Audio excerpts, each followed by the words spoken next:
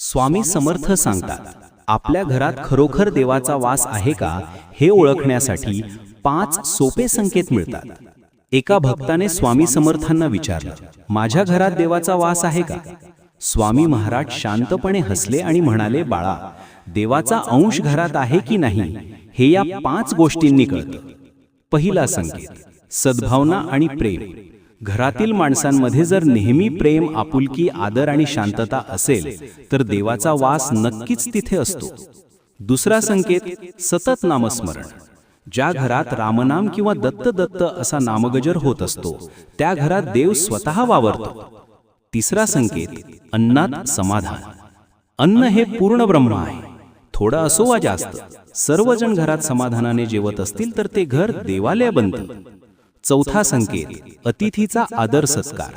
ज्या घरात आलेल्या पाहुण्याला अतिथी देव मानून